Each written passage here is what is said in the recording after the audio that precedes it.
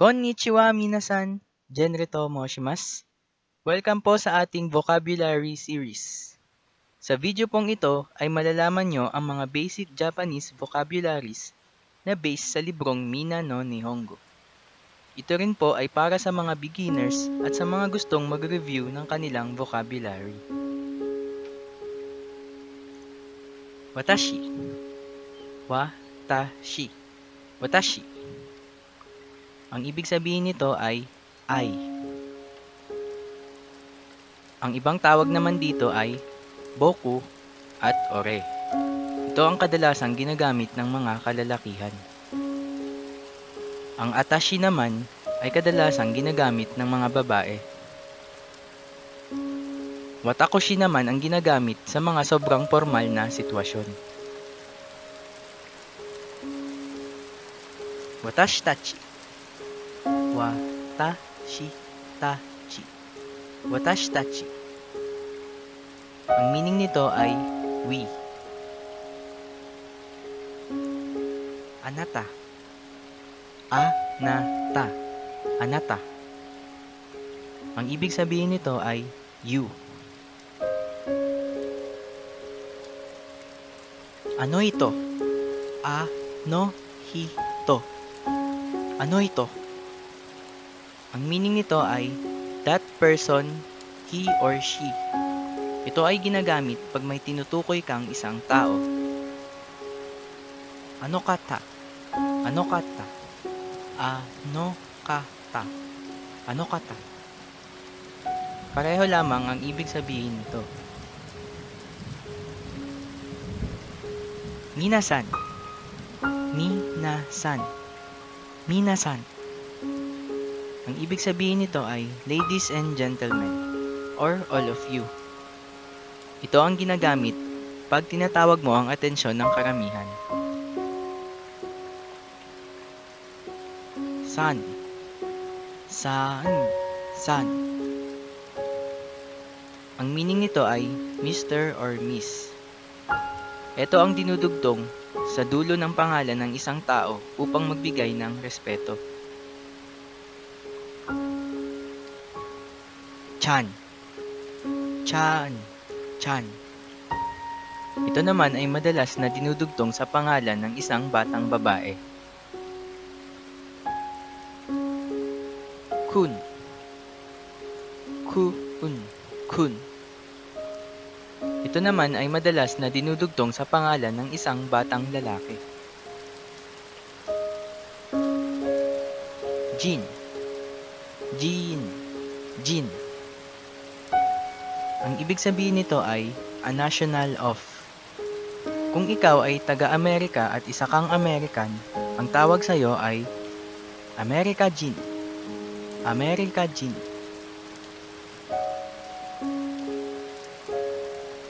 Sensei. Sensei. Sensei. Ang ibig sabihin nito ay teacher or instructor. Hindi ito maaaring gamitin kung inilalarawan mo ang trabaho ng isang tao. Kyoshi. Kyoshi. Kyoshi. Ang ibig sabihin din nito ay teacher at instructor. Ito ang tamang salita na ginagamit sa paglalarawan ng trabaho ng isang tao. Gakusei. Gakusei. Gakusei. Ang ibig sabihin nito ay student. Kaishain. Kaishain. Kaishain. Kaishain. Ang meaning nito ay company employee. Shine. Shine. Ang ibig sabihin nito ay employee. Kung ikaw ay nagtatrabaho sa IMC company, ikaw ay IMC no Shine. IMC no Shine. Ginkoin. Ginkoin. Ang meaning nito ay bank employee. Isha. Isha. Ang ibig sabihin nito ay medical doctor. Kenkyusha. Kenkyusha. Ang meaning nito ay researcher o scholar. Engineer. Engineer. Ang ibig sabihin nito ay engineer. Ito ay isang hiram na salita, kaya siya nakasulat sa katakana. Daigaku. Daigaku. Ang ibig sabihin nito ay university. Byouin. Byouin. Ang meaning nito ay hospital. Denki. Denki. Ang ibig sabihin nito ay electricity or light.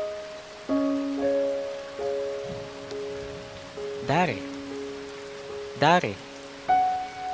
Ang isang paraan naman na mas polite ay donata. Donata. Ang ibig sabihin ng dalawang salitang ito ay who. Sai. Sai. Ito naman ang ginagamit pandugtong sa edad. Nansai. Nansai. Ito ang ginagamit sa pagtatanong ng edad. Oikutsu. Oikutsu. Ito naman ang mas polite na paraan ng pagtatanong ng isang edad. Hai. Hai. Ang meaning nito ay yes. Iye. Iye. Ang meaning naman nito ay no. Shitsurei desu ga, onamae wa? Shitsurei desu ga, onamae wa? Ang ibig sabihin nito ay, excuse me, but may I have your name? Hajimemashite. Hajimemashite. Ito ang ginagamit sa self-introduction. Ginagamit lamang ito pag unang beses mo palang nakilala ang isang tao. Dozo yoroshiku onegai shimasu. Dozo yoroshiku onegai shimasu. Ang meaning nito ay pleased to meet you. Ito ang kadalasang binabanggit sa dulo ng self-introduction. Kochira wa san desu. Kochira wa san desu. Ang meaning nito ay this is Mr. or Miss. Ito ay ginagamit kung ikaw ay may pinapakilalang isang tao. Kung ang pangalan mo ay Mira at ipapakilala kita, ang sasabihin ko ay Kochira wa Mira-san desu. Kochira wa Mira-san desu. Karakimashita. Karakimashita. Ito naman ay ginagamit sa pagsabi ng lugar o bansa kung saan ka nanggaling.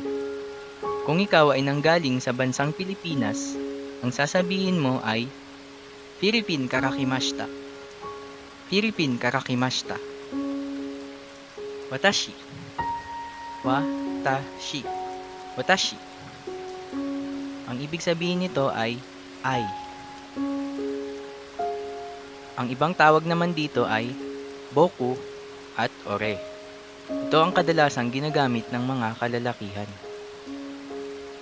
Ang atashi naman ay kadalasang ginagamit ng mga babae. Watakoshi naman ang ginagamit sa mga sobrang formal na sitwasyon. Watashi tachi. Watashi tachi. Watashi tachi. Ang meaning nito ay we. Anata. Anata. Anata. Ang ibig sabihin nito ay you. Ano ito? Ano hito. Ano ito? Ang meaning nito ay That person, he or she. Ito ay ginagamit pag may tinutukoy kang isang tao. Ano kata? Ano kata? Ano kata? Ano kata? Pareho lamang ang ibig sabihin nito. Minasan. Minasan. Minasan. Ang ibig sabihin nito ay ladies and gentlemen or all of you. Ito ang ginagamit pag tinatawag mo ang atensyon ng karamihan. San. San. San. Ang meaning nito ay Mr. or Miss. Ito ang dinudugtong sa dulo ng pangalan ng isang tao upang magbigay ng respeto. Chan. Chan. Chan. Ito naman ay madalas na dinudugtong sa pangalan ng isang batang babae. Kun. Kun. Kun. Ito naman ay madalas na dinudugtong sa pangalan ng isang batang lalaki.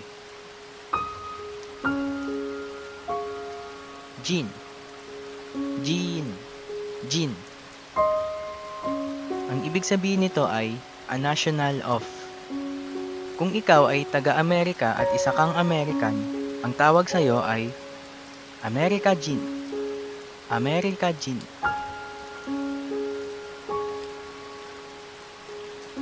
Sensei. Sensei. Sensei. Ang ibig sabihin nito ay teacher or instructor. Hindi ito maaaring gamitin kung inilalarawan mo ang trabaho ng isang tao. Kyoshi. Kyoshi. Kyoshi. Ang ibig sabihin din nito ay teacher at instructor. Ito ang tamang salita na ginagamit sa paglalarawan ng trabaho ng isang tao. Gakusei. Gakusei. Gakusei. Ang ibig sabihin nito ay student. Kaishain. Kaishain. Kaishain. Kaishain. Ang meaning nito ay company employee. Shine. Shine. Ang ibig sabihin nito ay employee. Kung ikaw ay nagtatrabaho sa IMC company, ikaw ay IMC no Shine. IMC no Shine. Ginkoin. Ginkoin. Ang meaning nito ay bank employee. Isha. Isha. Ang ibig sabihin nito ay medical doctor. Kenkyusha. Kenkyusha. Ang meaning nito ay researcher o scholar. Engineer. Engineer. Ang ibig sabihin nito ay engineer. Ito ay isang hiram na salita, kaya siya nakasulat sa katakana. Daigaku. Daigaku. Ang ibig sabihin nito ay university. Byouin. Byouin. Ang meaning nito ay hospital. Denki. Denki. Ang ibig sabihin nito ay electricity or light. Dare. Dare. Ang isang paraan naman na mas polite ay donata. Donata. Ang ibig sabihin ng dalawang salitang ito ay who. Sai. Sai. Ito naman ang ginagamit pandugtong sa edad. Nansay. Nansay. Ito ang ginagamit sa pagtatanong ng edad. Oikutsu. Oikutsu. Ito naman ang mas polite na paraan ng pagtatanong ng isang edad. Hi. Hi. Ang meaning nito ay yes. Iye. Iye. Ang meaning naman nito ay no. Shitsurei desu ga, onamai wa? Shitsurei desu ga, onamai wa? Ang ibig sabihin nito ay, excuse me, but may I have your name? Hajimemashite. Hajimemashite. Ito ang ginagamit sa self-introduction. Ginagamit lamang ito pag unang beses mo pa lang nakilala ang isang tao. Dozo yoroshiku onegai shimasu. Dozo yoroshiku onegai shimasu. Ang meaning nito ay pleased to meet you. Ito ang kadalasang binabanggit sa dulo ng self-introduction.